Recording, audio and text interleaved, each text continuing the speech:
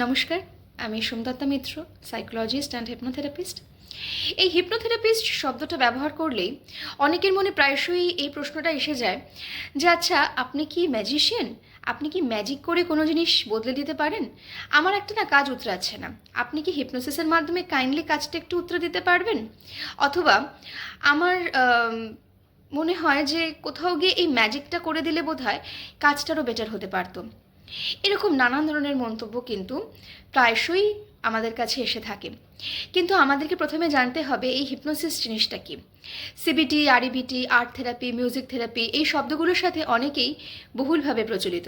কিন্তু হিপনোসিস এই শব্দটা সায়েন্টিফিক্যালি প্রুভড হলেও আমাদের দেশে এই বিষয়টাকে নিয়ে এখন বর্তমানে হয়তো অনেকেই কাজ করে থাকেন, কিন্তু সেটার সংখ্যাও কিন্তু ভীষণভাবেই কম। তাই এটা নিয়ে অ্যাওয়ারনেসও খুব কম মানুষের মধ্যেই রয়েছে। যে বেসিক্যালি আমরা কিন্তু হিপনোসিস বলতে অনেকেই বুঝে থাকি যে হিপনোথেরাপিস্টরা কিন্তু বেসিক্যালি যেটা করেন সেটাকে বলা হয় বশীকরণ। কিন্তু বশীকরণ এবং হিপনোসিস এই দুটোর মধ্যে একটা পার্থক্য রয়েছে।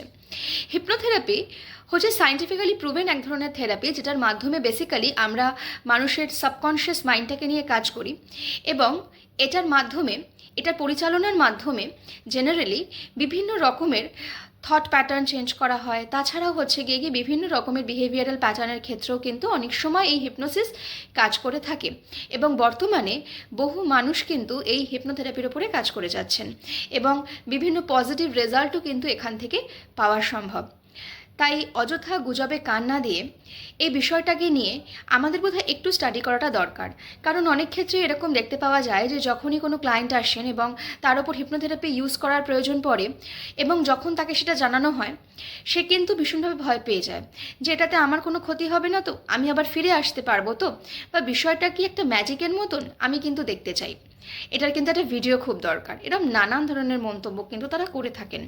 তাই এই বিষয়টা just as a treatment procedure এবং অ্যাজ আ টুল হিসাবে যদি আমরা একটুখানি বুঝতে চেষ্টা করি, তাহলে বোধহয় কোথাও গিয়ে বিষয়টা আমাদের কাছে অনেক বেশি ইজি হয়।